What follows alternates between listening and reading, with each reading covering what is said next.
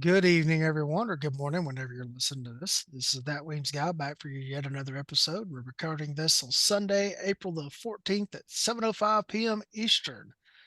And this will be a recap of the TacCon 2024, which was this past weekend in Dallas, Texas. So it wasn't why there wasn't a show last week because I was driving back from Dallas.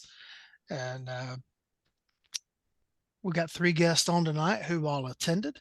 And they will talk about what they took and their takeaways from it. We'll go around and introduce them first. Ben. Good evening, Ben Burton. Uh, have a small training company, fledgling trainer actually, called Covenant Training out of Indiana. My first year at TacCon, and happy to be here. Nina. Nina Parker out of Atlanta, Georgia. I am a civilian, relatively new shooter. I'm not a trainer, not involved in law enforcement or military, anything like that. This was my first year at TacCon, so I was super excited to go and really blown away by the experience and how many amazing people were there. All right, Justin. I'm Justin Coleman. I'm a full-time firearms instructor in Middle Tennessee, and this was my first TacCon, and it was super awesome. Glad to be here. All right, and it appears that we have the man from Texas trying to get logged in. Patrick Flores of TDR Training looks like he's trying to join us, so we'll give him a moment. Justin, I'm sorry, I was watching him try to log in. How many TacCons have you attended? This is my first one. So is it everybody's first one?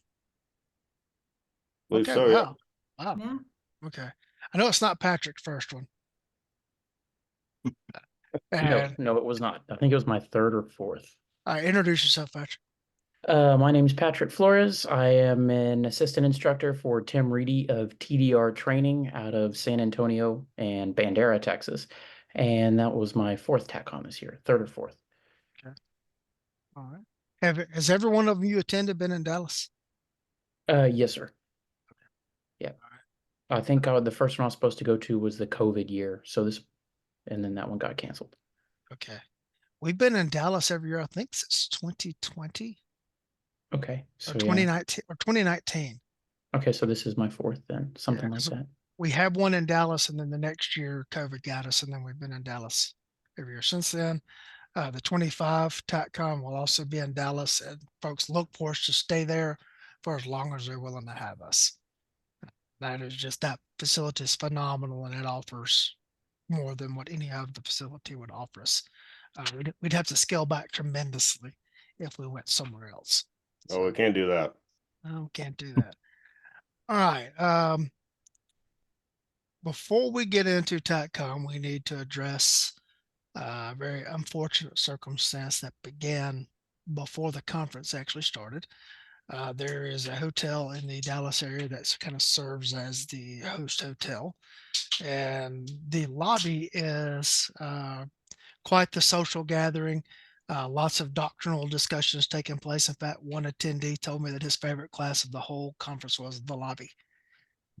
And uh, lots of high-end discussions in there, and plus lots of just fun socializing as well. Thursday evening, we had a very unfortunate circumstance. A gentleman who was attending TACCon for his very first time, who was a regular Apache Solutions student. Apache Solutions is a training organization in North Carolina, headed by Tim Kelly. Mr. Rusty Kaiser, I think I'm saying that last name correct. I did not know Rusty personally. Unfortunately, Rusty had a cardiac event in the lobby. Numerous people sprang into action. We had an EMT, we had Greg Ellifritz, we had Troy Miller, who is a retired ER doctor. They all sprang into action and began CPR. We had a nurse come over and was helping. The response time of the paramedics was rather impressive. I think they were there within 5 minutes of the phone call being made. Someone appeared with an AED. I don't know if that was the hotels or if somebody went and got it out of their car. CPR was immediately begun, but unfortunately, Rusty was not able to pull through. To our Apache Solutions friends, everybody's hearts are with you. To Rusty's family, we are so sorry for your loss, and he was among friends. And all around, and if anyone has anything else they would like to add, Ben.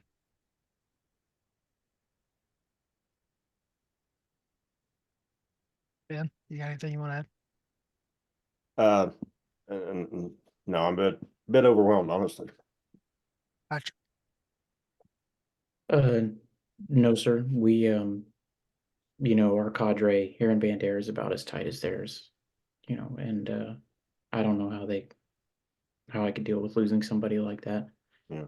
I think you summed it up very well. Nina? Yeah, like you said, he was with people that cared about him very much, people who were able to respond so immediately. And so, the circumstances were so tough, and I feel so badly for the Apache guys. But at the same time, I was so impressed by the response.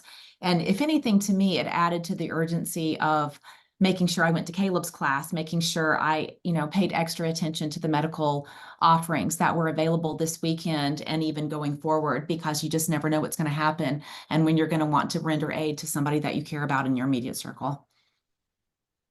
Justin?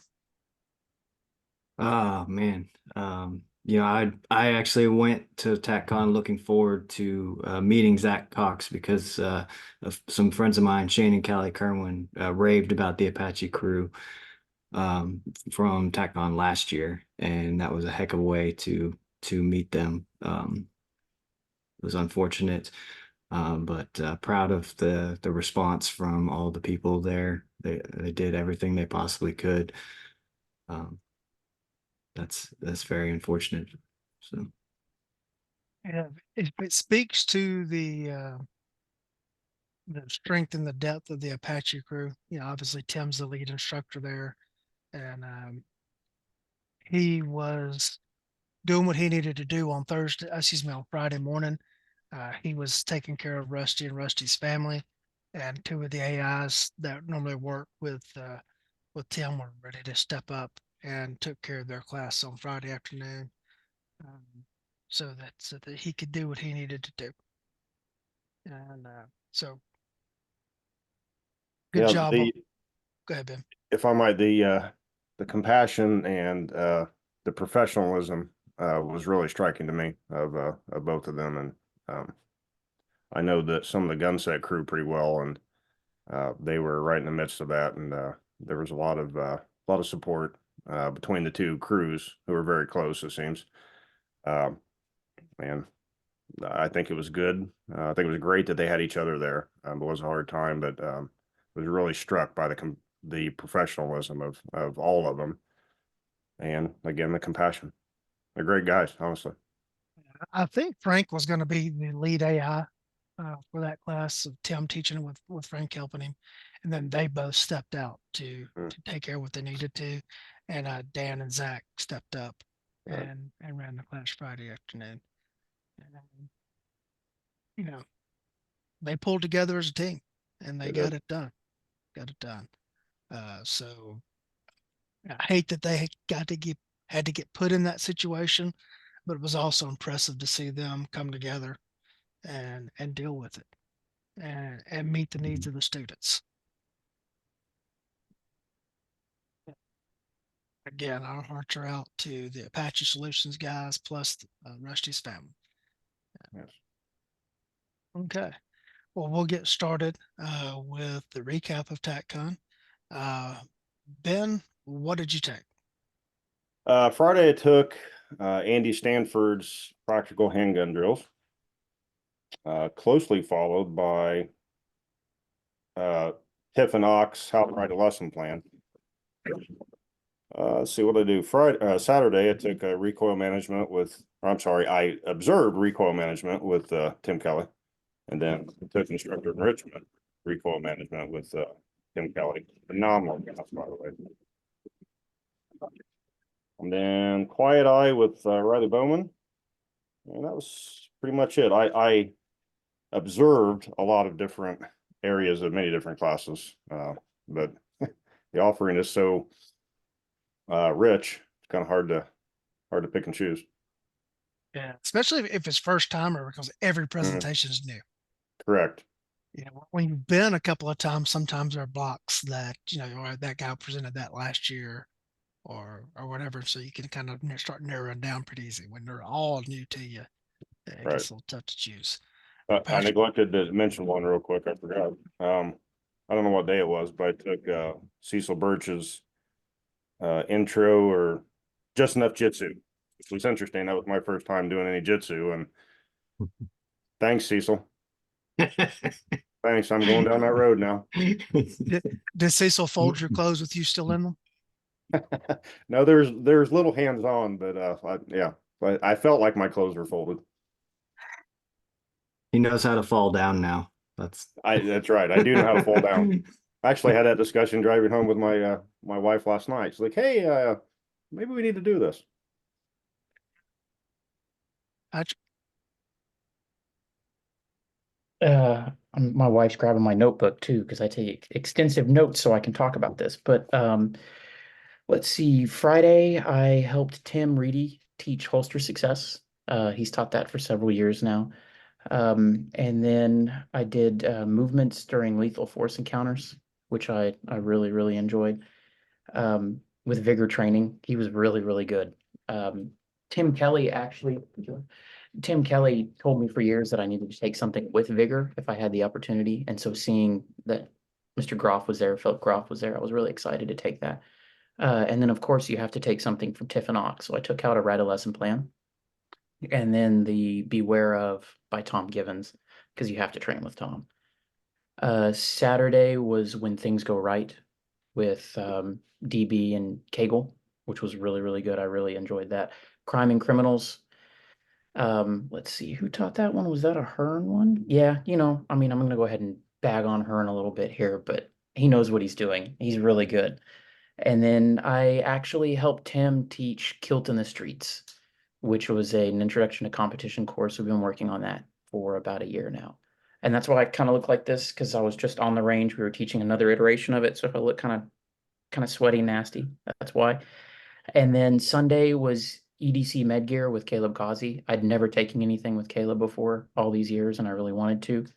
And then this Weems guy taught tactical civics, which I was super excited about that class. It sounds stupid, but civics, it was like the civics you should have taught. And in my head, I was thinking Starship Troopers, Robert A. Heinlein, you know, the civics class that they take.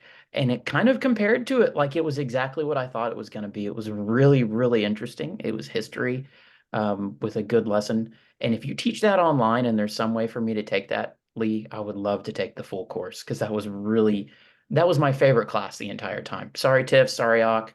Hearn, I don't care.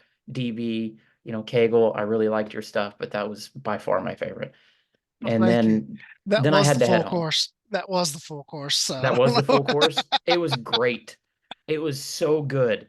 Like I've got my little notebook here and I take notes of everything. I mean, I have stuff from first TacCon to everything, and I have like 15 pages of notes from that 1 2 hour course. So I really enjoy that the most.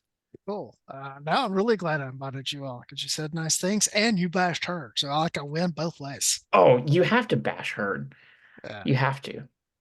Tammy Bartles told me that when class was over, she's like, I could do this for 8 hours. I'm like, well, I couldn't. I'm glad it's only 2 hours. I also sat in on DB and Kegel's class, and I had forgotten something about Kegel's incident until being in the classroom. Uh, he didn't call me like in the immediate aftermath of the shooting. When he reached out to me was when they made him do the press conference. And so it's funny to me that the thing that stressed him out the most was not the almost getting killed part and having to get in this, it was that they put him on TV and made him talk. And that stressed him out enough that he reached out at that point. But thanks to DB and Brian who were able to get there right there on the you'd be the men on the scene so to It speak, was- in the immediate aftermath of his incident. That was interesting where they discussed that, how in their mind almost that seems to be what gives people more PTSD problems is the aftermath, not the actual Yeah. shooting. Yeah. You know, was how their department handles it if they're law enforcement, or how they're handled by the media or whatever as a civilian. It's almost like you're programmed and expected to be a basket case, Mm-hmm. and like something's wrong if you're not. I've been involved on the back end of numerous, deputy involved shootings. And one of the things, I sit down and talk with them after I did my investigation portion, and we're all done with all the interviews, and sat down, I start talking to them about the mental things, about how uh, people are going to act around them, all the different stuff that comes up with that. And I think that has helped the guys that have dealt with it. For instance, one of the guys that was involved in an incident, when it was all over, he just said, I keep running it over and over in my mind. Was there anything I could have done different? And I was like, dude, there's always something you could do different. But what you did was right. You performed in an immediate situation, tense, uncertain, rapidly evolving, just like the court says in Graham versus Connor. And your actions were reasonable in the context in which you took them. And that's what you need to focus on, not the what you could have done, what you should have done, everything else like that, because you can't go back and do it again. You had to do it in the time that you had allowed it to do it. And, in the speed in which it actually had to happen. There's one thing about Cagle's incident, though, was that somebody shot at him through a wall, and the internet tells me that doesn't happen. And yes, folks, yes, it does. And he returned fire through the wall. And it was completely reasonable. Mm-hmm. Completely reasonable. And I don't want to get into all the details and stuff of the incident that he was involved in. But it's a good presentation. If you get a chance to see it at some point in time, go take that. But it's funny how stuff gets on the internet and people just parrot it. There is a study out there that says that people won't shoot through vision barriers. I started looking into it within an hour, I had found 4. And since it just stopped. Yeah, okay, I don't need to keep looking at this anymore. It's kind of like when I started looking for slip and capture errors when people intended to activate the weapon mounted light and fired a shot instead. And like within an hour, I had 5. Like, yeah, okay, I'll stop. I don't need to keep doing this. All right. But back to our topic at hand, Nina. Well, I took totally different classes than y'all did for obvious reasons. I made a list so I wouldn't mess it up. Day 1, I took Red Pill Pistol with Ashton and Tim, which was fantastic. Range Response with Caleb Causey. Fundamentally Different with Julie Golub. This is actually day 2. Off-duty shootouts of the LAPD with Claude, which was a classroom and not a live fire session. I actually found that really, really interesting, and took a couple of nuggets away, even though, again, I'm not law enforcement. But there were some really interesting things that he brought forward as far as best practices. Experiential Learning Lab with Mr. Oates. I can't remember his first name. The last day I did Undertrained on a concealed carry with Gabe. And then I watched integrating, I don't see the whole title, Mr. Holston's class. So I wasn't signed up for that class, but I jumped over and watched that class. I think it was it was where he had the little things that had the lights. So that was really cool to watch. Yeah, John has been a guest on the show and we've talked about that class. That's basically where he's using the Neuro by Dusty Solomon. Right. And he's Which measuring. was similar to, of course, the class I took with you and Hearn and Gelhaus last spring, which was a real step up for me training wise, was Cognitive Conclave, where we had the lights and we had to actually think, use the gray matter. So yeah, that was my series of classes, which were all good. The only negative thing is that you just can't take everything your first year. There's so many great options. Yeah, John Hearn and John Holster are plowing the same ground, but they're using different tools to do it. And of course, I will speak greatly about John Holston. I'll just tolerate Hearn. Yeah, Justin. So I had kind of a theme going in, but I started off with Daryl Bulkey's mouse gun mindset, because I'm very much interested in that line of thinking. And then followed that up with Wayne Dobbs' revolver fundamentals. Let's see, and then in the afternoon, went and hung out with Cecil Birch because he's a good dude. He told me I didn't have to sit in his class, and I was like, I just want to hang out with you, Cecil. And then I went and shot the match and came back and did it's Scotty Oates' class. That's his name, Nina. Scotty Oates' combatives class. And then Saturday, I spent the whole day with Tatiana Whitlock. I was in her morning class, and then she had slots open in her afternoon class, and I had ammo left to do it. So I said, why not? Let me jump in that one. Sunday, I did, in the morning, I sat in on Julie Golub's social media class. And then, let's see, where did I go from there? Oh, Rhett Neumeyer's Deep Concealment. Which was phenomenal. It's absolutely awesome. So there's your theme, Daryl Bulkey's class and Rhett Neumeyer's class, revolvers. Sunday afternoon, I watched the match and then ended up having a private conversation with Larry Lindemann. So I missed the start of the afternoon classes. So I just went and watched Chris Fry. He wouldn't let me participate because he'd already started and I was armed. And so I just sat and enjoyed that class. Yeah, the very first TacCon I attended was 2014. And that was the last one that was at the mothership there in Memphis, the actual range master facility. And it wasn't like it is now. Then there was only one range and the match took up all of that. But then there were like 3 classes going at the same time and you could move to back and forth to those. And I had a theme going in that year, and that was I went to everything that was about establishing a training program. Yeah, if there wasn't something dealing with that topic in a particular time frame, then I would go to whatever seemed the most interesting. But we're going to come back to you specifically in a moment to talk about the UC revolver, because you had mentioned in you're stating your case that you wanted to talk about using that.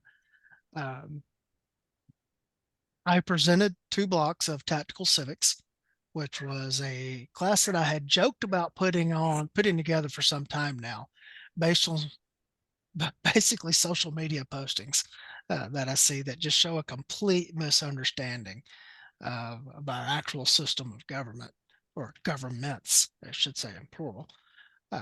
And I joked in the Range Master Certified Instructors group that I needed to do a tactical civics class, which was just, I called it tactical so young people will pay attention.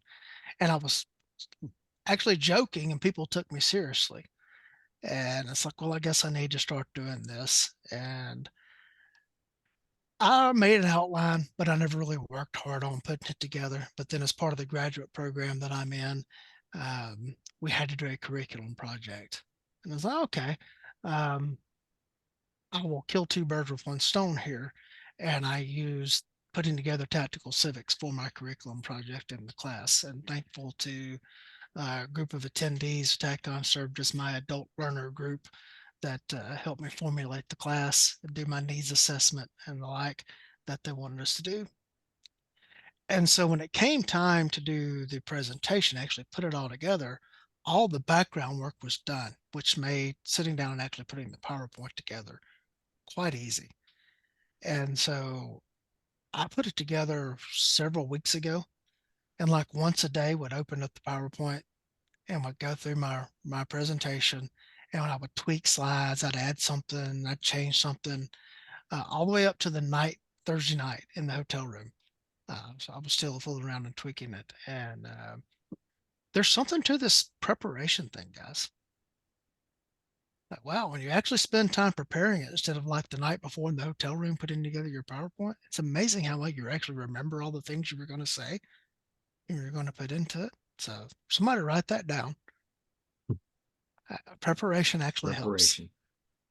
Yeah, for you budding instructors out there, and even you older instructors out there, preparation. Okay, so Ben, what was your biggest takeaway from the whole event?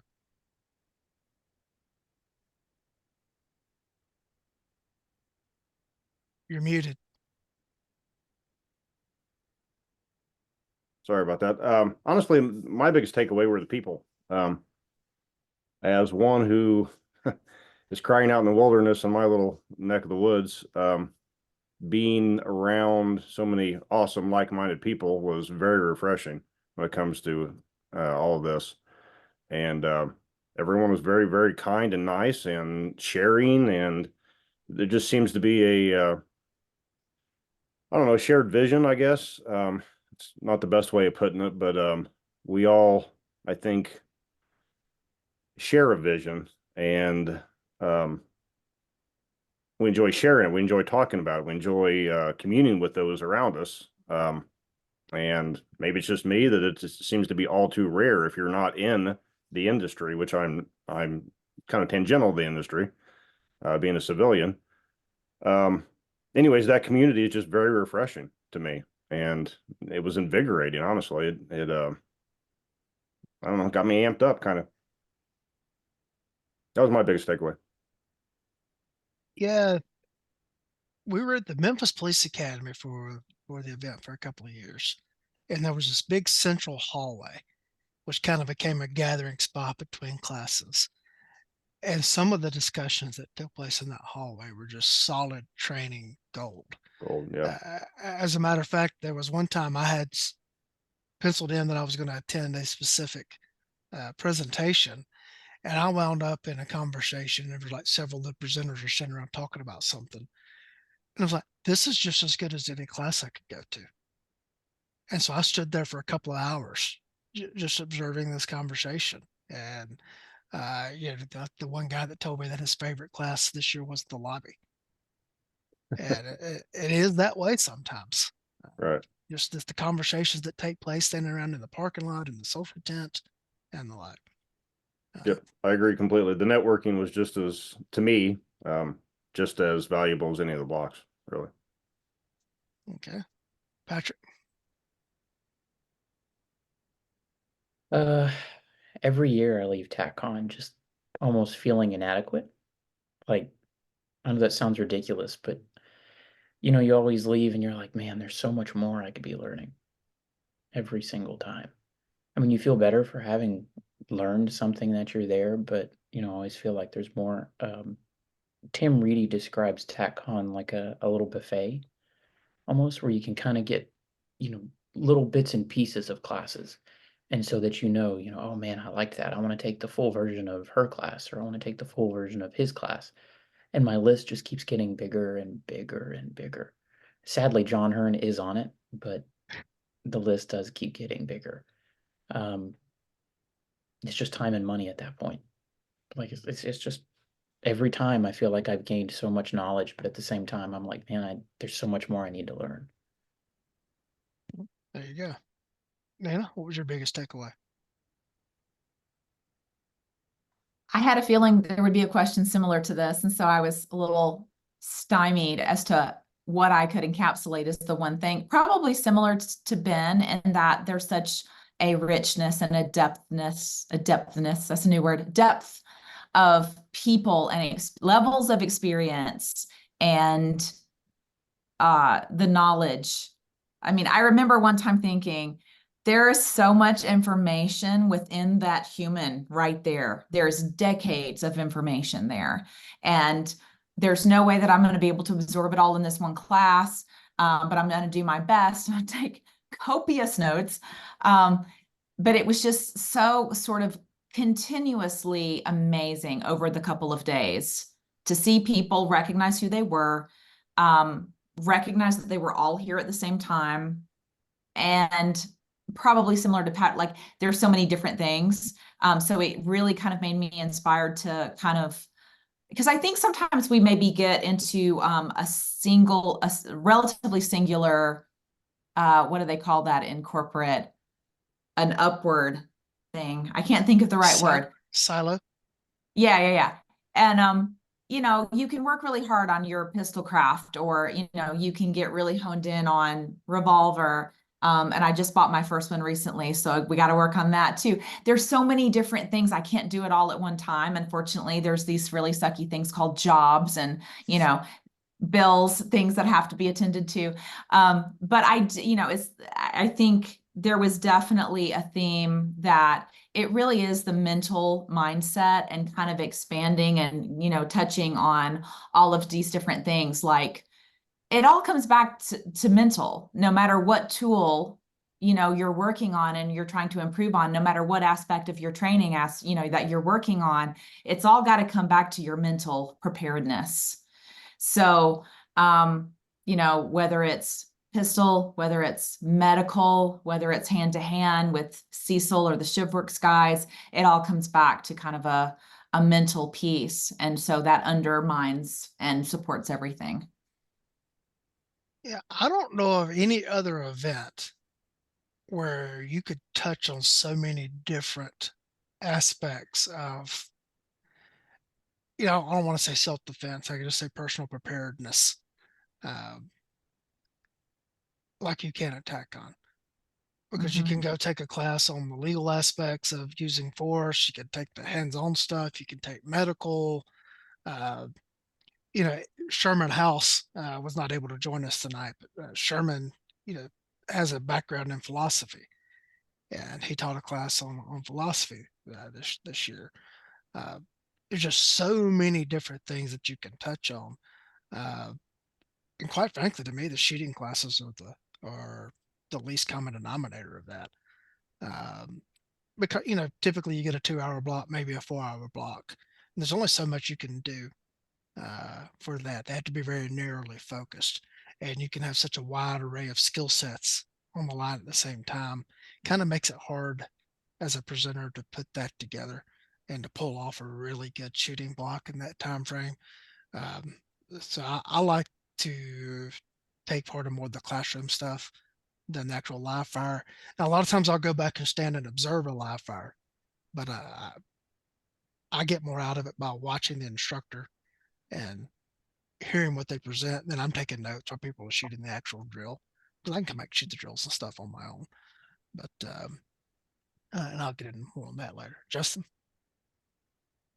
For me, it was absolutely the social aspect, being able to pick some of y'all's brains, but also just meeting some of you in person for the first time. Some of you who I've known through, you know, Facebook or whatever for some time, and having a finally a face-to-face interaction with you guys was awesome.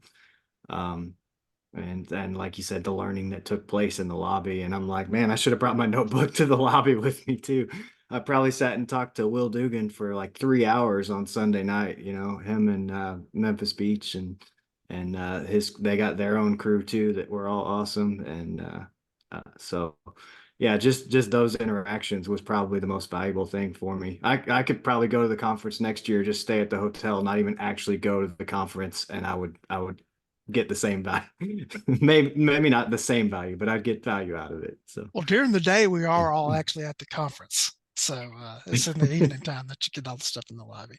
well, I could stay busy in Dallas and then just come back to the lobby. Yeah, just book a hotel room there and just hang out there in the Go evenings. get ice cream. Right. Yeah, I'll go to Brahms.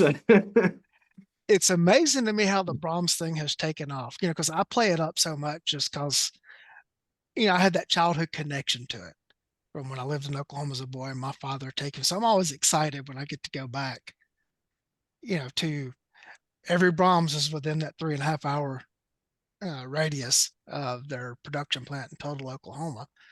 And so if I get near Brahms, it's like a big deal to me. So I've played it up so much on the show. It's funny.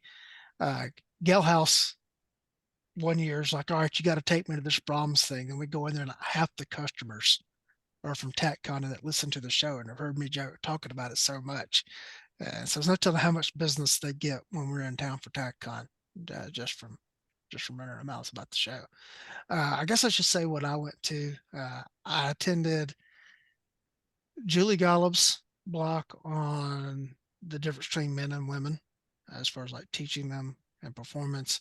I went to her social media block, but I will confess that I had a really hard time hearing. I sat in the back, and not only did we have the gunfire going around outside from the match in one of the classes, that was at the same time as the learning lab was going on. And you had Caleb Causey's wife playing her part a little too well and screaming, and both of those were just drowning out Julie a little bit.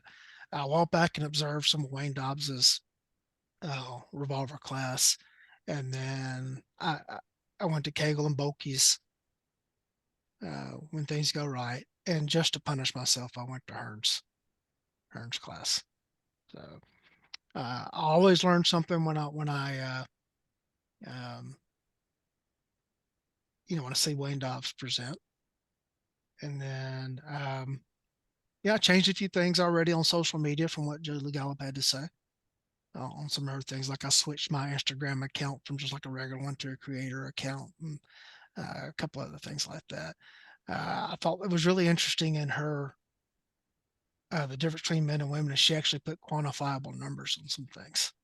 And no, I'm not going to tell you what the quantifiable numbers are. Go see her presentation. Now, Justin. Lee, if I might real quick. Sure. She put a link, I think, in TacCon24 with all the notes and stuff on that. Mm-hmm. And the slides. And I thought that was really awesome. That was a really class move. So thanks, Julie. I didn't get to take that, but I was really interested in some of that, and it's cool that she did that. Yeah, I was impressed by how very engaging she was, and how she jumped in and participated across all aspects of tech. I mean, she filmed the shoot off and made videos of that, and she didn't have to do that. She could be I'm Superstar sponsored shooter, and that's not what she did. She jumped in and participated, and was one of the folks there. Justin, you got picked to be on tonight for two reasons. Number one, you said you want to talk about deep cover. Number two, you made a Brahms post, so that qualified you. You mentioned the ultimate carry revolver, and that's been pretty hot on the scene here lately. Yes. Would you give me your thoughts on it? Because I got one, but I haven't shot it yet. Sure. So first of all, I'm from Oklahoma originally, so the Brahms thing, same as you. Anytime I'm in Oklahoma, Arkansas, Missouri, Texas, like where's the nearest Brahms? That's priority number one. As to the ultimate carry, it was my first time shooting it. I did that intentionally. I wanted to break it in at TacCon. But it was kind of cool because again, I was in Wayne Dobbs' class learning revolver fundamentals, which who better to learn from one of the best in the industry, right? My first formal revolver training. And halfway through the class, I noticed my shots were going high, and I turn around and Brian Eastridge is standing right there. Brian Eastridge and Daryl Bulkey being two of the guys who designed the gun. And so I just walked over to him and I said, "Hey man, what's the deal?" And he goes, "Yeah, I've been watching. You got to line your sights up like this." And so sure enough, I went and made that one little change, and the shots went where they were supposed to. So I liked it so far. All right. So how were you supposed to line up your sights? So you got to put it has actual sights on it, unlike a regular J-frame revolver. It has what you would be used to on a semi-auto, and you have to put the dot like very low in the notch, in the U notch in the rear. So I don't know, seemed to work. Do you have the 38 or the 32? I have the 38. Yep, I'm not cool enough to do the 32. I don't want to go find all the ammo for that. So yeah. Okay. All right. I bought my first 32 was actually an LCR in 327. And I bought it when I was recovering from hand surgery, just because I couldn't take the recoil there for a while. And so I found a 327 in that. And when the ultimate carries came out, I sold an AR to fund the purchase of an ultimate carry. So I got the 632. I'm actually signed up for a Claude Warner class on revolvers coming Are up. you on the one on the 4th? I'm on the 5th. Okay, I'm on the one on the 4th, so I'll be there Saturday. I'm in that class as well. Yep. All right, cool. I'm going to shoot it some with the 632. Claude asked that we shoot a K-frame or larger in that class. And so I'll have my K-frames and my L-frame up there with me for that as well. But it's kind of funny how revolvers just keep coming back, or they're just not going away. I guess would be a better way to say that. Should be a better way. Okay. Patrick, I'm going to go out of order and I'm going to go to you here for a second. I know you helped Tim with a couple of classes. What are your takeaways from being on the presenter side of it? Ooh. Honestly, I like it more than like coming in as just an attendee almost. Okay. I guess I'll go back a little bit. I've been helping Tim teach for several years now. And then late last year in November, he brought Tiff and Ock into Bandera to teach the Gateway Instructor course. And that just kind of like that's kind of our wheelhouse almost. Definitely Tim's, but I love teaching the new shooters. And so like Tim's teaching, holster success. And we are teaching this introduction to competitive shooting. And it's amazing watching the light click on almost. Like seeing someone get that sub 3-second draw, or watching someone run a stage, in our competition class, and they're seeing or shooting steel and seeing how happy it makes them. People really enjoying something that you're presenting.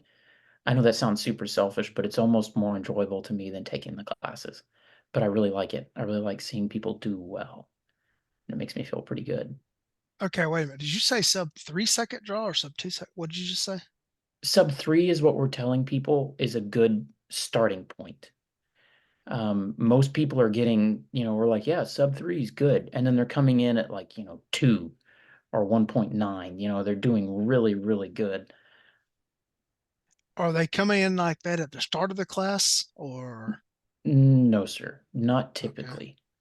But Tim's teaching, or I guess Tim is teaching that 4-step draw, and really smoothing it out. We're telling people flash those hands to the grip, and it's helping them improve, helping people realize, yeah, you are that good. It's pretty cool. All right, we got to go off script here. Uh-oh. Because the internet, and this was not planned, folks, this is completely spontaneous. Uh-oh. The internet tries to tell you all this sub 1-second draw and all that kind of stuff. And they pound that in so much. That's for the folks, that's for hobbyists. That's not for new folks. That's for for real walking around just everyday folks that are new to guns. If you're trying to tell them right from the start that 1 second, sub 1 second is where you have to be, you're completely demoralizing them. Completely telling them that it's out of their reach right from the start. Patrick, I want to say thank you for that, because I'm going to add that to my classes to give my students realistic expectations. Because sometimes they'll see me do something and I do it, so they're like, wow, that was fast, and then they think that they're going to suddenly be able to do it that fast, and I have to tell them, like, no, you're just learning this. I don't expect you to be able to do it like that. The holster class, we don't demo like a draw to first shot. We do it smooth. And then the competition class that we did, we don't go at speed for the demos. We showed them, this is what your run is supposed to look like. Because otherwise you just completely blow them out of the water, and then they're like, well, why the hell am I even, can I say that? Why am I even doing this? And just come back. And folks, I'm not saying that performance doesn't matter. That's not what I'm saying. That's not what, Brian Eachers gets into the same stuff. A lot of the folks that come on this show kind of on that same mindset is none of us are saying that performance doesn't matter. Yeah. You hit on the key word. You're trying to get people from their starting point to improvement. Yep. And it's fine to show them what's possible. Justin, I teach a lot of cop classes, and most cops are shooting from triple retention holsters. And I'm ecstatic if I can get them repeatedly under 2 seconds on demand. Not to 2 seconds by the end of a class, 2 seconds on demand. Because quite frankly, if you get there at the end of a practice session, that's just a performance change. That's not learning. Right. Mhm. I'm going for learning. Can I get you to where you're under 2 seconds all the time? Okay, you're not going to win matches. But as Daryl Bulkey said in their class, the surprise match nationals. Yeah, that's a different thing. So, Patrick, you have anything else you would like to shed on what you see from the people that come in and seeing that light bulb go off? And I know I'm putting you on the spot here, but that's okay. Yeah, I volunteered for this, right? Yeah, you Um, volunteered. You walked in the trap. yeah, I stepped in it. Not immediately anything that comes to mind. It's just really cool to see that light bulb switch on. It Okay, this is. was your chance to shine, Yeah. and your chance to like had some really good content, and you're just not doing it, Patrick. Come on, we're gonna I'm, give you I'm, another I'm try. doing my best here. All right. I went to a state college. You can only give me so much credit. Um, the Tiff and Akil talk about it, going back to that gateway instructor course. The whole goal is to keep them coming back, right? I mean, I know I'm kind of leaning on their stuff a little bit, but they show the different targets, with shots all over it. What do you tell them? Good job, let's do that. Let's improve. And to me, that's part of the light bulb too. You want that light bulb to click like, holy smokes, I can do this. And then you want to encourage them to do faster or do better or do smoother or quicker or whatever, or come shoot a match like for a competition thing. Um, the hardest part is getting them to continue. Like you said, having them do a sub 2 second draw at the end of the class isn't learning, it's just a performance. And so Tim always hands out the sheets too, and he gives everybody his email address and my email address. And if you have questions, call us. If you have questions, email us. I think that's a big part of it too. Is getting him to come back and keep working on it. There's this impression that TacCon is like everybody that shows up there is like completely switched on to everything. That was my initial impression with it. You guys are teaching basically an very intro class, holster success. Yes. What are you seeing people showing up to that block? Yeah, really and truly like coming to actually learn how to draw the pistol, Absolutely. or is it the other instructor showing up try to steal how Tim teaches it? I mean, learn from how Tim's. Yeah. A little bit of both. TacCon, what is it, like 35 or 40% is new people every year, give or take. And Was I'd this year? say it was this year. I'd Mhm. say you see more people coming in, who don't know a whole lot. But at the same time, you said there's instructors trying to steal Tim's stuff. Steal, he doesn't care. You ask him, he'll email it to you. I'm going to tell you that right now. It's tim@tdrtraining.com. He will send you any of his stuff. But what's cool, and I think what makes TacCon and the firearms training community so unique, is y'all keep talking about community, is there's a lot of people who are experienced coming in thinking, if I get that one little tidbit out of this that's going to make me that much better, then it's worth it. I mean, we had Lou Hamblin in our class.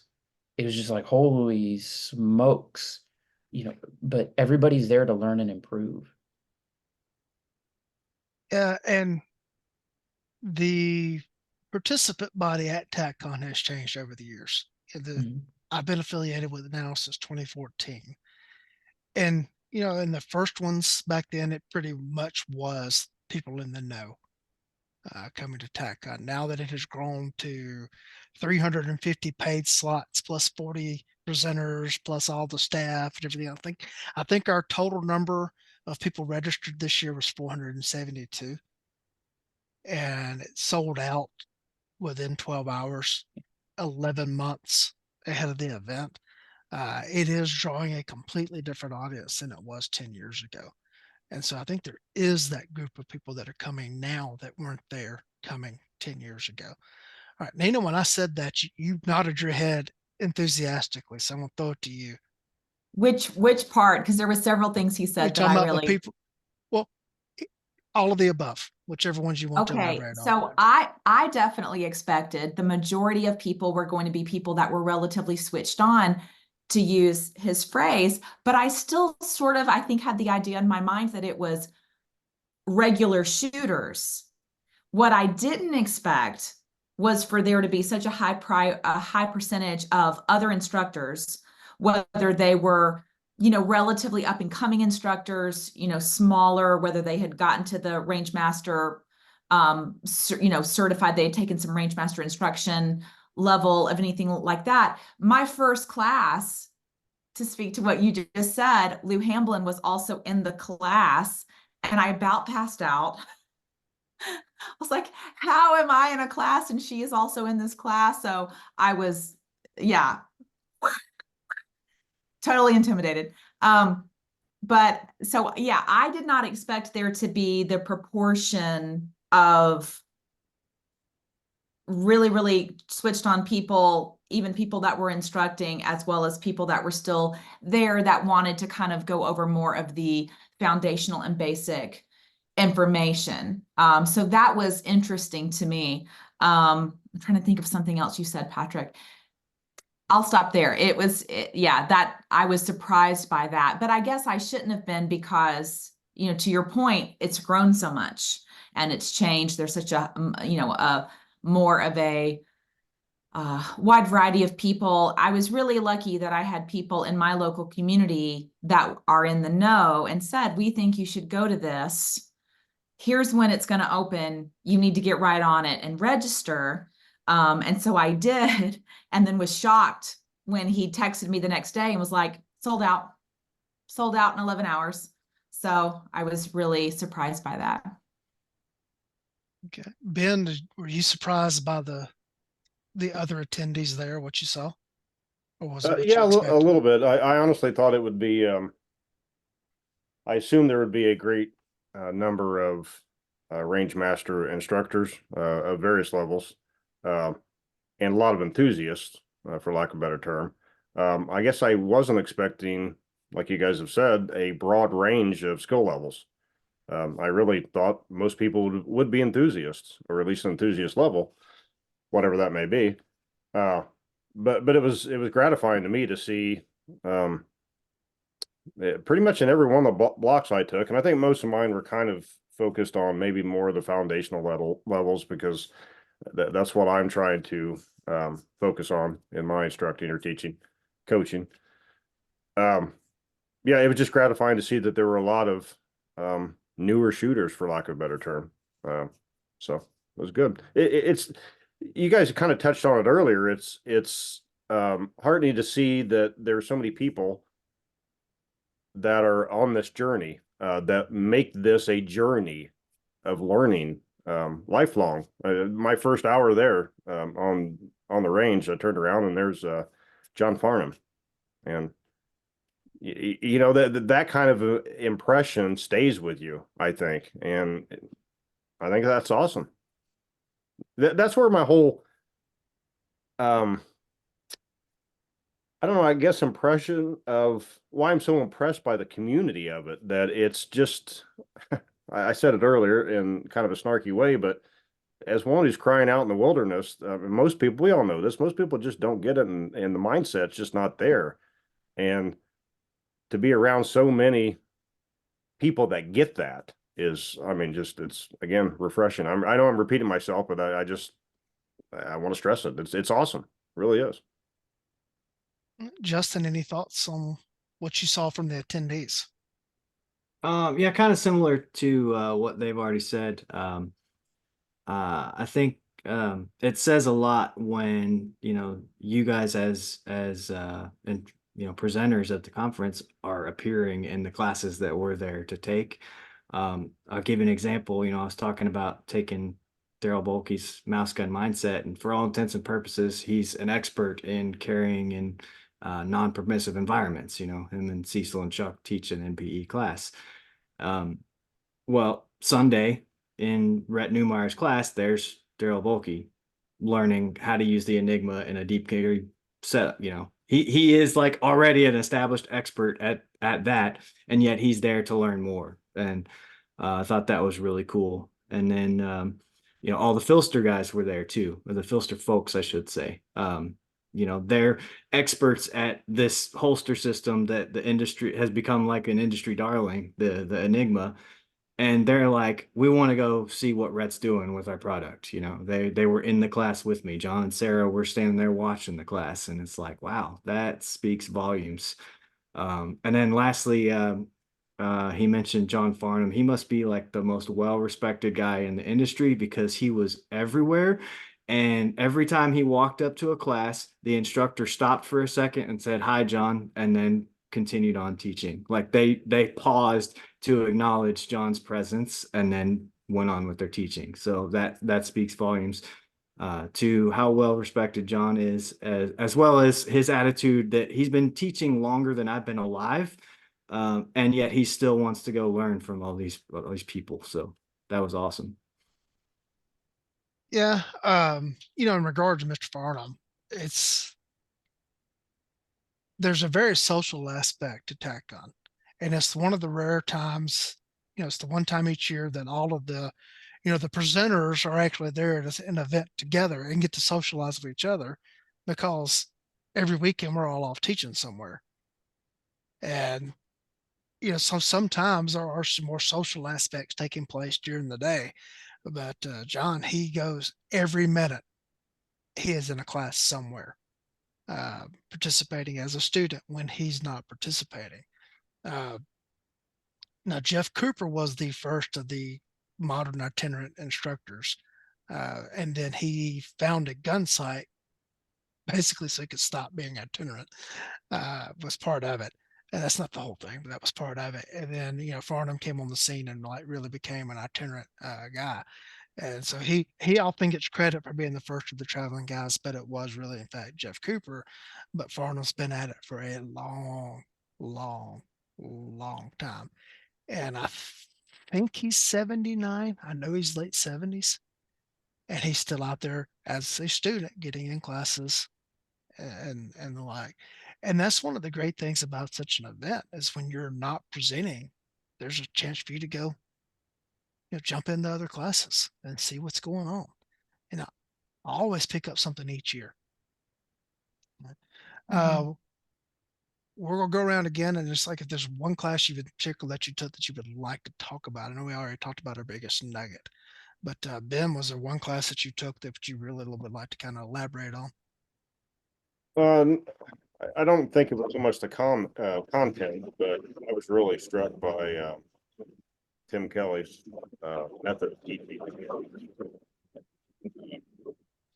Struck by Tim Kelly, to be honest with you.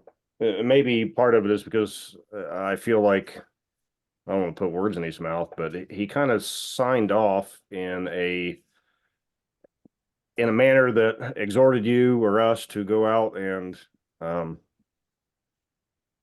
make disciples, essentially preach the gospel of defensive handgunning, and that's near and dear to my heart, and so that struck me a lot. All right, Patrick. I just really enjoyed tactical civics. I really did. It was just, I'm a history guy, so it was really cool to me. But I'm looking at my notes here, and Tom's class, the beware, just beware. Tom's stuff is always good. You always get good quotes out of Tom. But I mean, there's things he didn't just touch on, like what you're going to be attacked if you're going to be attacked by a street thug. He talked about terrorism attacks and things like that, and situational awareness on that. And it just sitting in a Tom class is always good. You always learn something, and I really enjoyed that one this week.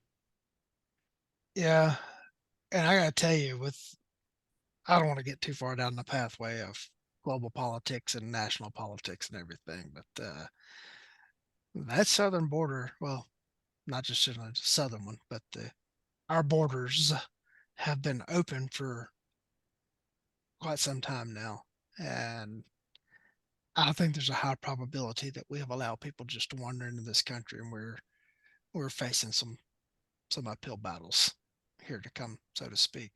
And I don't want to delve too deeply into that, but I think we have some very serious unpleasantness heading our way, and it's not a gun problem. there's so much other aspects of it. Be prepared for food shortages, be prepared for medical emergencies and stuff that you're going to have to deal with. And this is not to frighten you to a gun class thing. Which quite frankly, our shooting problems really aren't that hard to solve. It's everything else. It's making sure you got prescription medicines stocked up for any issue that you have, which is hard because your insurance will only give you, 30-day supply at a time or the like. But being prepared to deal with food emergencies, being able to deal with things. So, we saw during COVID how our supply chain got disrupted.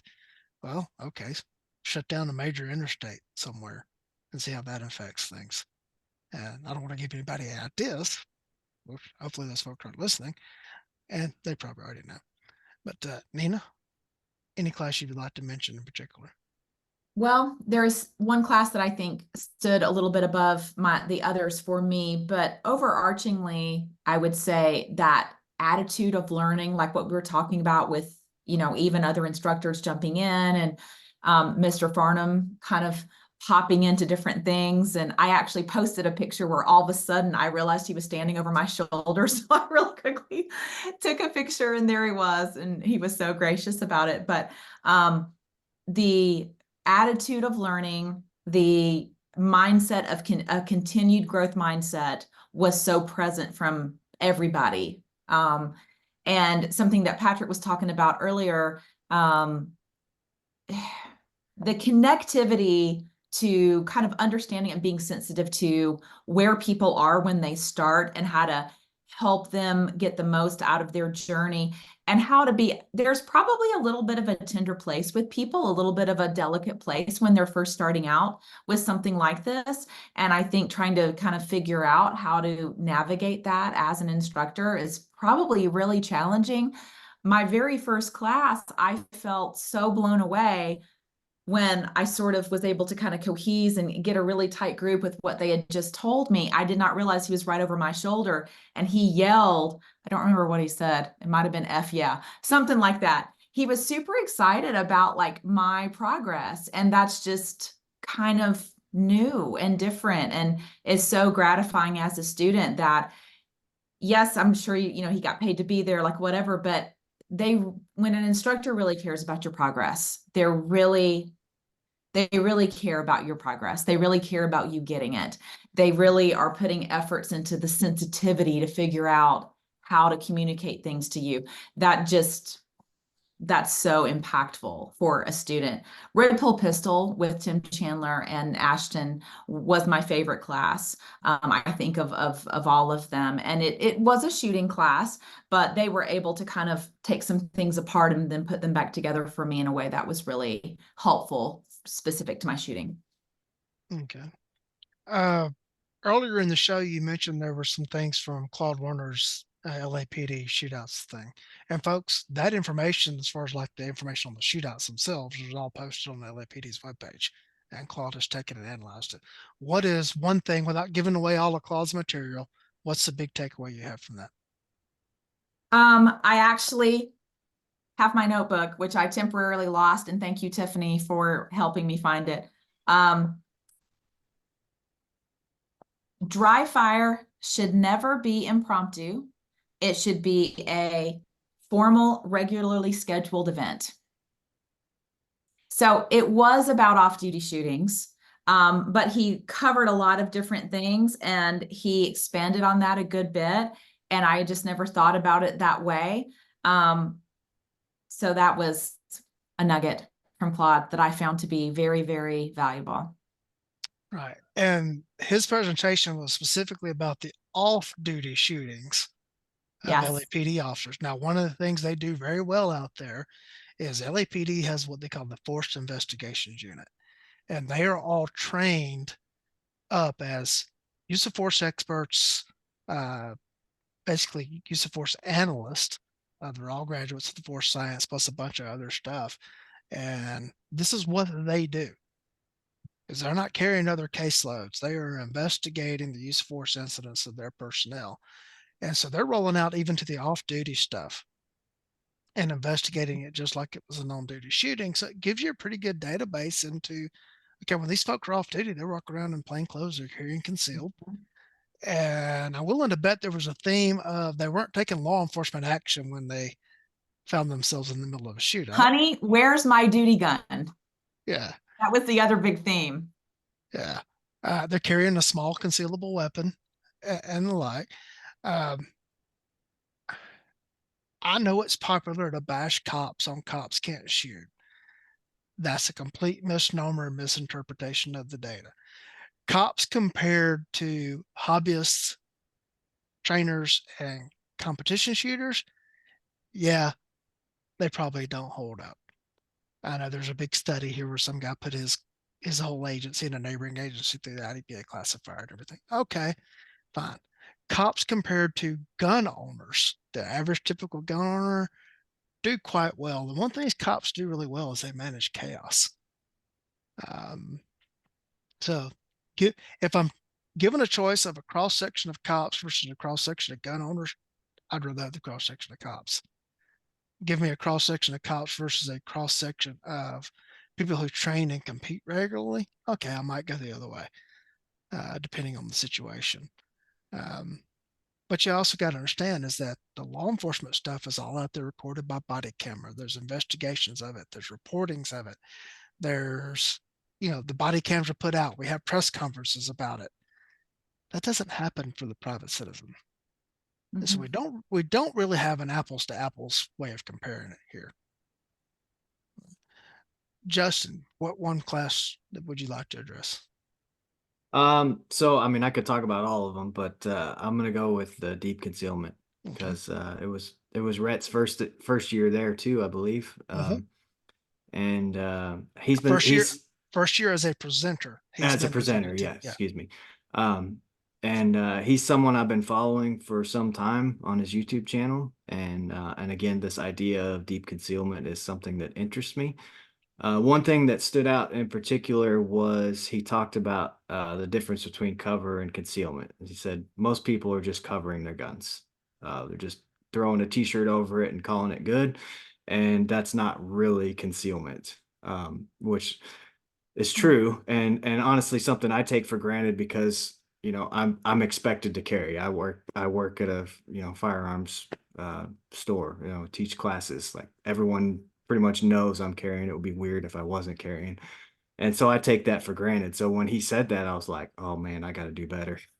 I got to make him think I'm not carrying. Like, where's your gun at? Aren't you carrying a gun? No.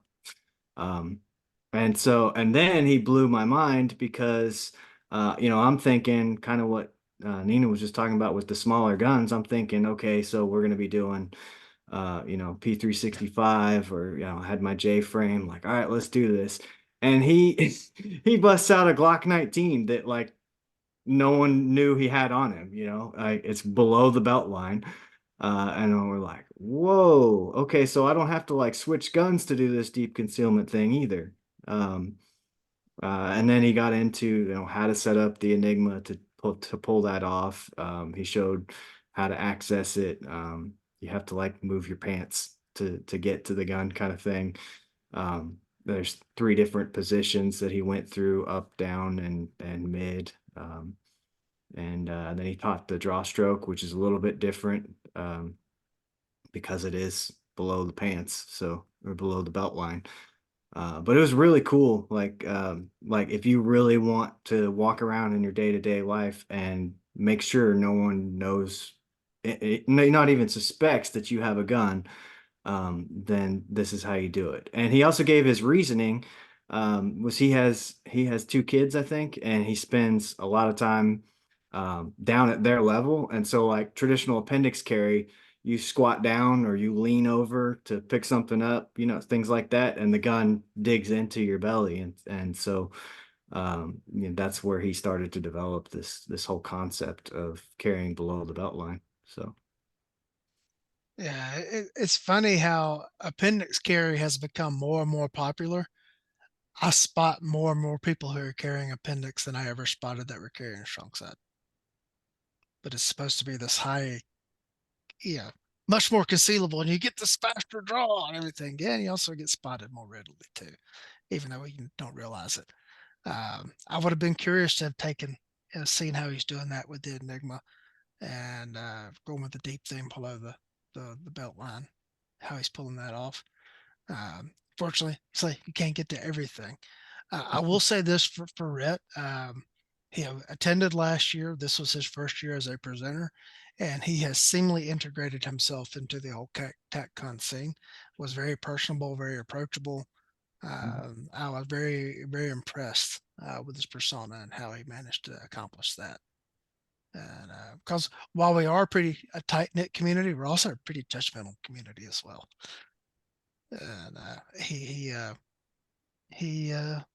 acquitted himself quite well.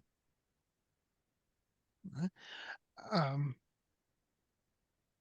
we're at like an hour and 10 minutes right now, so we'll go around and kind of get everybody's any kind of final thoughts that you have on TacCon. Ben? Well, I'm going again next year. So my final thoughts. Man, it was just a great time. I think it's the training event of the year. I heard somebody say that, and that's indeed true.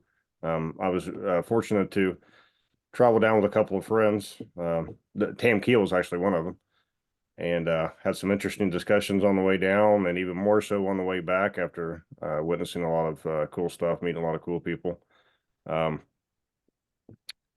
Yeah, I think you guys and Tom, the Range Master community, have really put together something special. And I mean, the Range Master community, I think we can all agree, if you're at all familiar with it, is pretty special. But this is even more so because it's more inclusive in a lot of ways. It brings a lot more people. You get to see a lot more things, a lot more skill levels, like I mentioned earlier, a lot more perspectives, and get to participate in the sharing of that.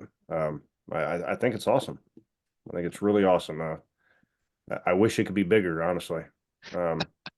There'd be a lot more people there, but you know, that the logistics of that would be even more more of a nightmare. But yeah, you guys do a great job. And if I might, Sure.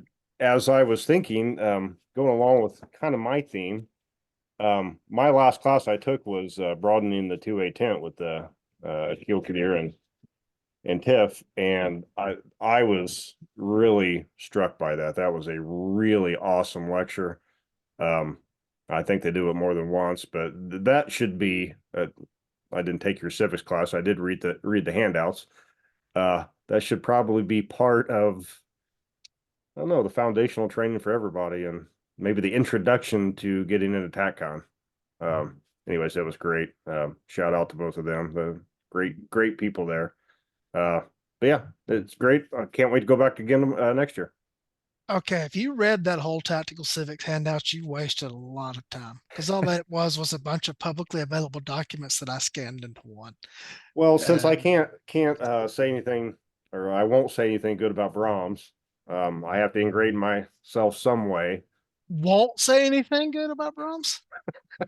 I had Brahms. It was pretty good, but I like local flavors a little bit better. How's that? Well, I will concede that as ice cream goes, there are probably ice cream quality that may exceed it, but I don't Okay. have that personal connection with every place, with most Sure. places like I do Brahms. I did enjoy it. I will say that. Yeah.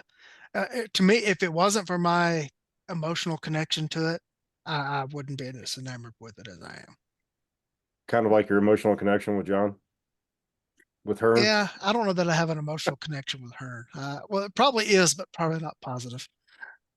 One of my highlights was I introduced myself to John. He said, "Why is your name familiar?" And I explained to him. He's like, "Oh yeah, you just paid me a bunch of money. I love you." There you go. I just thought of something when we get done with your final thoughts. If you guys have any questions about the logistics and stuff, I'll be happy to answer those. And maybe the audience will get something out of that. Patrick? I was thinking about it a lot, like the entire time this year at TacCon, like how to phrase it when I was talking to certain people. TacCon's the only place in the world that the renowned experts come together with beginners all in one place to teach. And they don't only teach, they learn at the same time. You're not going to see that anywhere else in the world that I know of. You know, I was thinking like, okay, a golf tournament. Yeah, you have all the best in the world at, say, the Masters or the US Open, or, you know, the Super Bowl, you have the best team, but it's not the same. You don't have the best in the world teaching at the same time learning. I mean, like you said, John Farnham walks up and steps into class with you. You know, that's crazy. Um, you know, Wayne Dobbs is sitting there talking with someone over lunch about certain things. You don't get that anywhere else in the world, ever. And I hate to build up TacCon that much because now so many people are going to be like, oh, yeah, I got to get a ticket. And it's going to sell out in like 2 hours. And this is the highlight of my year. It really is. But it is, it's unique. Tom has built something. You start to see now some other people are trying to mimic that a little bit. And mimicry is the greatest form of flattery or imitation. But it's never going to be this. It'll never be as awesome as this is, in my mind. Nina? Well, I'm deeply disappointed that I did not get to Brahms or to Lee, to your favorite barbecue place. I was overruled. I did not have my own transportation, as you knew. Mm-hmm. That's all I'm going to say about that. Okay. But we're going to correct that next year. Hold on a second. You guys were in Dallas, Texas, and you chose to go to a Carrabba. So you have no say so. There's a in whole anything. story there. There's a whole No, story there. no. You chose to go to some box chain restaurant when you're away from home, and that's I your own know. fault. It's shameful. It's shameful. Yeah, we're going to fix that next year. I'm going to bring plenty of extra sunscreen for Greg and Ashton next year. There's another course correction that's going to happen. No, I had such a great time, and I didn't realize it until I was looking back because I'm a little bit of a nerd. My Excel spreadsheet where I keep track of my classes and like what was what and whatever. It's really been just this calendar year since April of last year that I stepped into instruction with more, cognitive conclave was April, the end of April of last year. And so I had not taken from anybody that was of the range master, really family from then. So it's been an amazing year with, you guys, Ella Fritz, Complete Combatant. Like it's been a really big year for me and kind of stepping up to a different level. And TacCon was definitely, a huge, amazing part of that. So, yeah, it's hard to put into words, what this was like and the overall attitude of everybody being there for the same reasons and the combined community of people that all have the similar shared, passion and wisdom. And so I'm looking forward. I'm hoping to be back next year. Justin? So first of all, we have this thing called Uber, right? If you want to go to Brahms. Second, I rented a minivan because that very reason. I knew there would be people that wanted to go places, maybe even to the conference itself. So I would have happily driven you to Brahms. So sorry you missed out. I will look you up next year. All right, sounds good. Lastly, I introduced 3 new people to Brahms, so I was pretty proud of that, and they liked it so much that they requested to go back again the next night after dinner. They were happy not just with the quality of the ice cream, but the price point of it. So there may be better quality out there, but not at that price point. So that's all I'll say about Brahms. We talked about it enough. But my big thing, my final thought is you cannot have FOMO at TacCon. You just can't because there's so much going on and you are going to miss stuff. I wish there was 3 of me so I could go to 3 different classes that are all happening at the same time. So you just got to kind of roll with it and accept that, okay, I'm in this class, this is what I'm learning, and that's that. Because there's just so much going on all at the same time, and it's cool to, like what we're doing right now, talking about we all had different experiences. There's 3 of us first timers here. None of us were in the same classes, so it's kind of neat to be able to talk about it like that. And everyone has their own different experience. Of the 500 of us that were there, I don't think anyone had the exact same experience or even close to it. So that's a pretty cool thing, I think. One thing about it is while it is a Rangemaster event, it is much larger than Rangemaster itself because it's basically the gathering of the tribes from all across the training community. And, you have folks that come in some from a competition basis more so than an application side of things as well. And, there really is a true mix of things. If you can find something to do, something of interest over there. Now, I will say that sometimes if you've been a bunch of years, sometimes, there'll be a block or two. Whereas, okay, I've already been to this presentation 2 or 3 times. But for the new people, you're going to be just completely just overwhelmed with all the offerings that are there. As far as the logistics, Ben says you want to see it bigger. We had 472 people registered this year. I think that's the correct number. We had 65 no-shows. Normally we have about 30 no-shows each year. We think that the reason that the no-shows doubled this year was because it was the same weekend as the eclipse. And Dallas was like at the epicenter of that thing, and hotels were sold out. Rental cars were like $1,000 for the weekend. And I know there were people that like 2 weeks ahead of the event were like, "Hey, where should I stay?" And if you didn't have your stuff booked months in advance, you just didn't get a place. And so we're pretty sure that the reason people weren't there this year that had paid was they just waited too long to make their travel accommodations. Or I know one person had a medical emergency come up in their family, and that's the reason they weren't able to make it at the last minute. So things like that do happen. We could accommodate more people on the grounds of the Dallas Pistol Club. The problem is we have no way of accommodating more vehicles on the grounds of the Dallas Pistol Club. There's only so much places you can park. And, we tried doing a shuttle, and quite frankly, 10 people rode it. And it was just not cost effective whatsoever to keep doing that. And so the shuttle went away, but we got a tent for the hands-on bay, which I think was a much better use of resources. There is not another location in the country that offers what DPC does, as far as you got 2 airports within 15 minutes of it. So if there are people that are traveling in by air, they can get there by whatever airline they prefer to use. When there's not crazy weekends, such as an eclipse happening and everything selling out, and one year it coincided with some big NASCAR event that was taking up a bunch of space. There's typically plenty of rental cars. There's typically plenty of hotel space. I know my hotel, or the host hotel, is like a 10-minute drive, if that, from the facility. Restaurant choices are numerous, even if people want to go to someplace like Baraba, which I don't know why you would go to that when there's no other options, but they did. I'm trying not to throw certain people under the bus. You realize that, right? No, there's places that sell like actual steak and barbecue and brisket and chicken fried steaks and stuff all around there.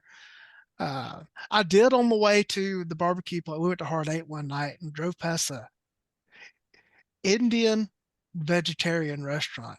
I'm like, I wow, saw that.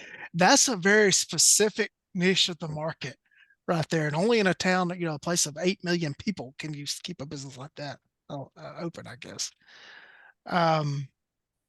Folks, we do look at the evals very closely. And we do make tweaks based on things that are put on the evals when they are legitimate and they involve critical thinking. Stuff like just park cars across the street in that big parking lot. Okay, somebody else owns that parking lot. We can't just go start parking people on somebody else's private property. Well, I think we should move it so we can have carbine classes. Okay, well, offer a solution that provides everything the DPC does. It's not a values choice made by the DPC to not allow carbines and PCCs there. It's part of their special use permit from the city. And, they have to be able to stay in operation.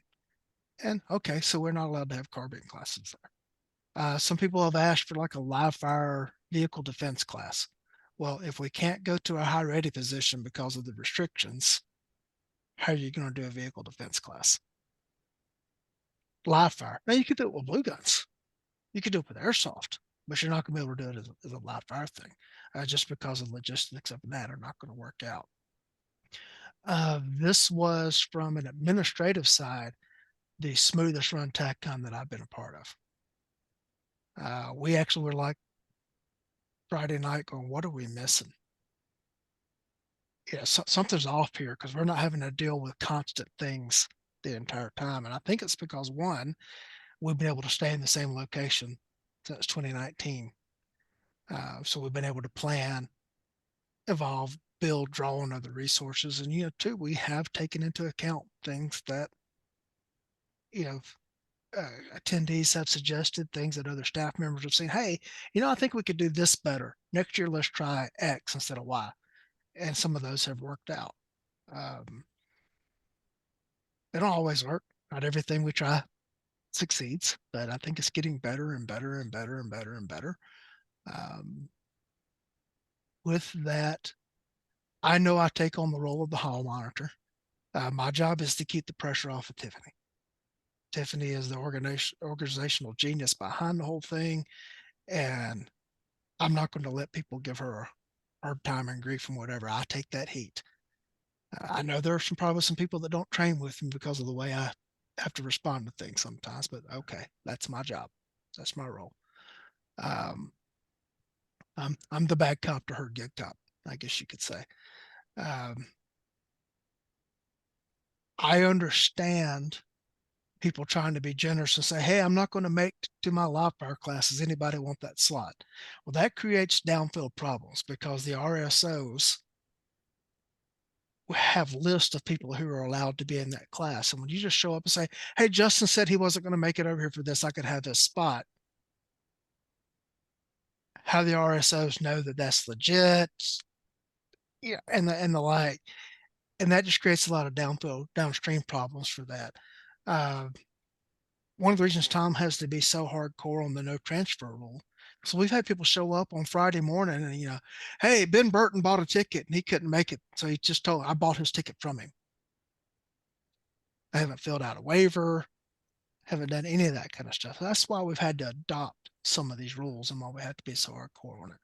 And with that, do any of you have any logistical questions that from an attendee perspective that you would like to ask? I thought it was pretty smooth, so I don't really have any. I think I said that maybe earlier. It was impressive, honestly. Yeah. Patrick, you got anything? Yeah, kind of. Mhm. I've touched on how I teach, but my wheelhouse is actually competition. I ran the first IDPA major in Central Texas in over a decade last year in November.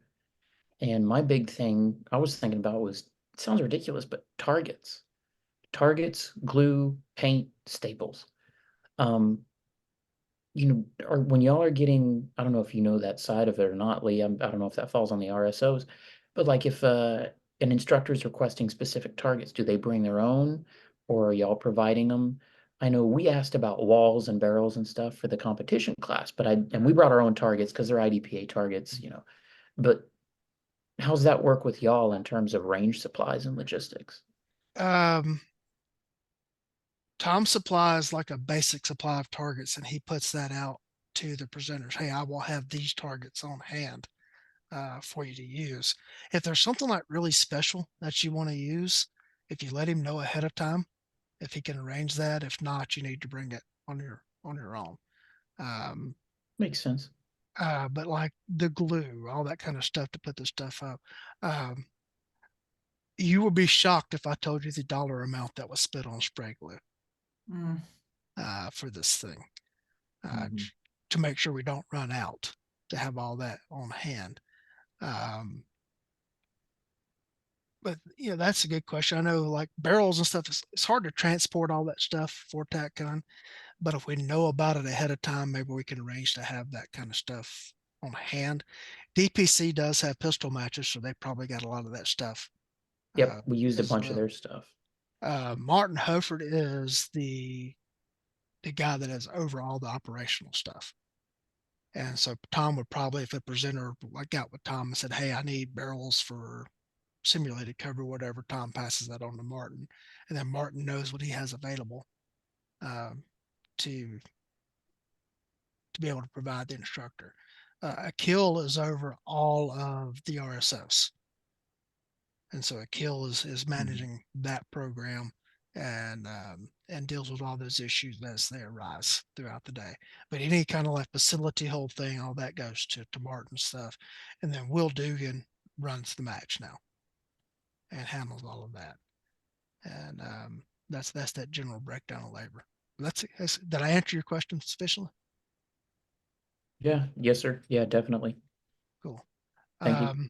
I know he Appreciate it. usually has some of the range master targets and he has some B8s and he has some other stuff at a time. But speaking of which, the schedule. Generally, as soon as registration, the first question that comes up after the end of a TacCon is when does the next one go on sale? Yep. And as soon as the tickets go on sale, people start coming in. Well, when will we find out what the schedule of classes are? Yep. Okay, folks, it's not going to be until in the fall sometime before Tiffany starts sending Mhm. out the links. We actually have a website where we go on and all the people that are going to present, they start submitting proposals for what they want to teach that coming year. And then Tiffany wades through those and kind of weeds out duplicates and looks at what we have as far as facilities available and everything and starts kind of piecing together a schedule. And then Mhm. she releases that schedule and then Tom will put out how to do signups for the live fire classes. Unfortunately, we can only have so many people on the line at a time. So that limits the enrollment in a live fire class. Uh, the classrooms themselves, open seating, we can accommodate all that we need to accommodate. But it is very much a work in progress that gets done in phases. Um, you should have more food trucks. Well, the food trucks have minimums they have to reach to get. Um, they have to be available. They have to agree to come. It's not necessarily we want to do it or don't want to do it. There are Yep. lots of moving pieces that go in hand. Another, for instance, once you buy your ticket, please don't call the hotel and start trying to book on the TacCon rate and all that kind of stuff. The person at the front desk has no idea what you're talking about. Tom does a contract with the hotel. The hotel will only give us so many rooms at a TacCon rate. All that information gets put out as it becomes available. I appreciate the enthusiasm, but I know last year the hotel was like, finally called Tom's like, uh, what's going on? Why are these people all calling us? And we haven't even finalized all the stuff with the hotel yet at that point.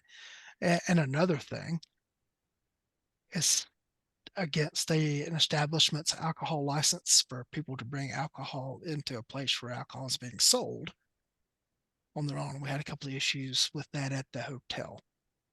Please don't do something that gets us thrown out of that hotel. Please don't. That is a great, great, great, great facility. They treat us very well. Nina, do you have any questions?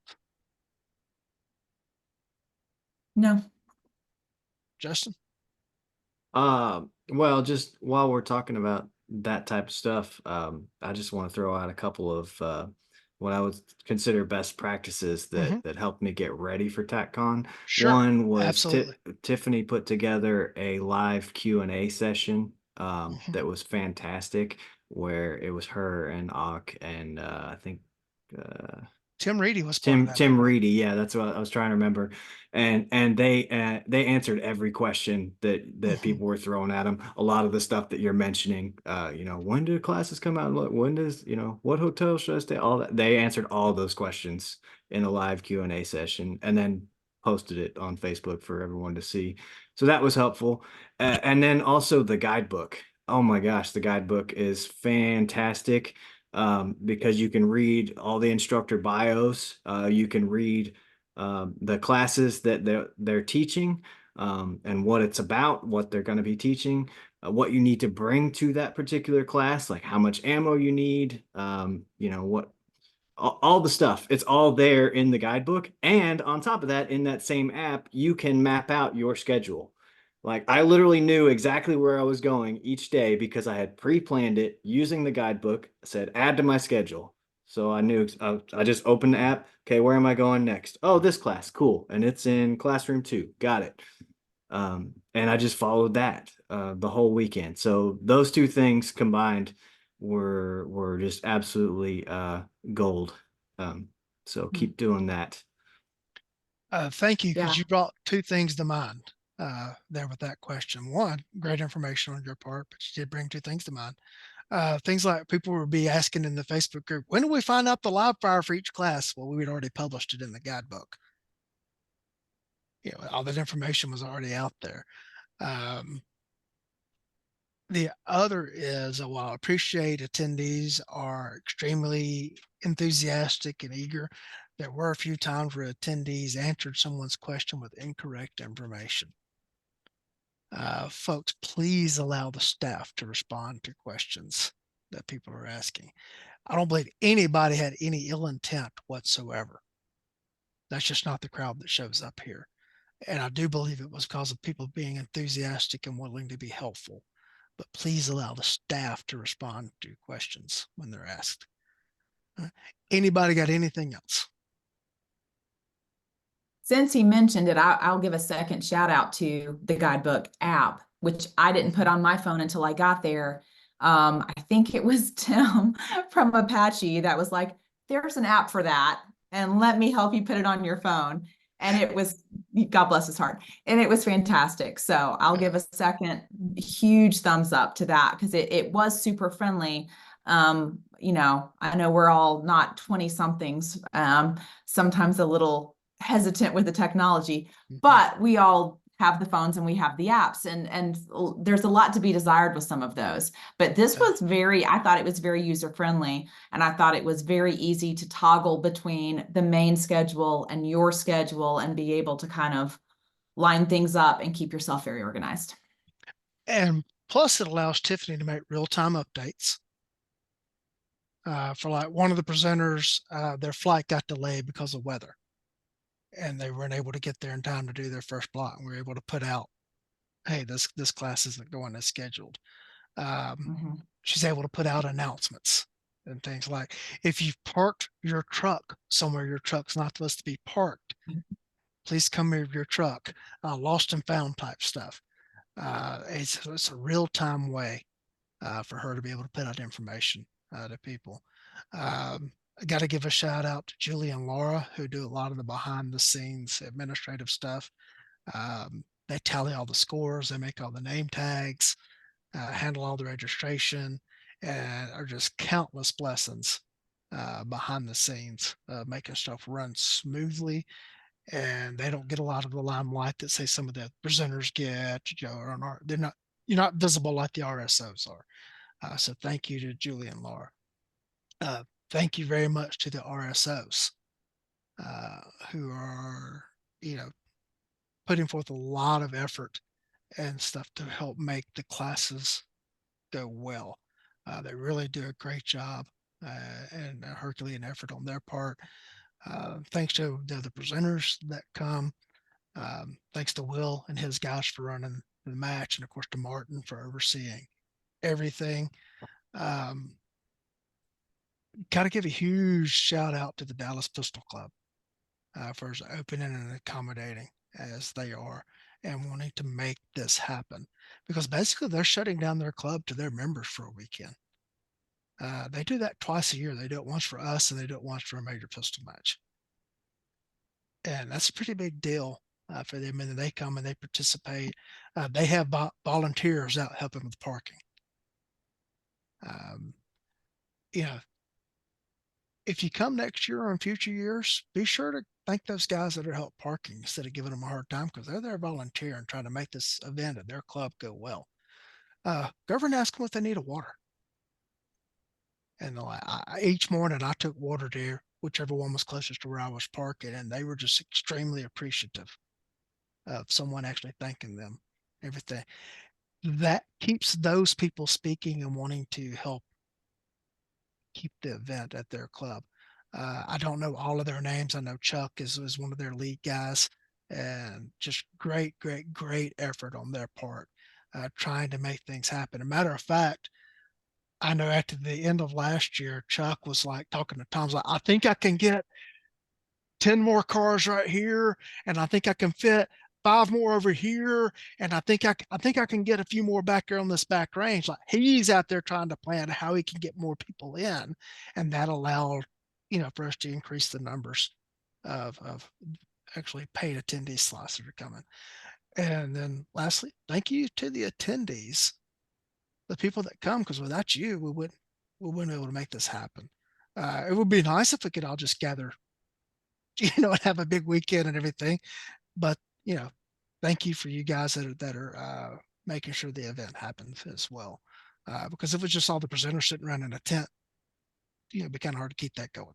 So thank you for the attendees who buy the tickets that come to make the event happen. It is a tremendous thing to pull off. Um,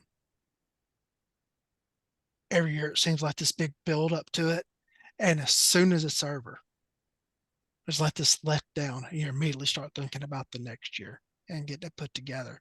Like, I drove this year instead of flying, and the whole way back from Dallas, I'm like already planning what I'm going to do in 2025 and looking forward to it.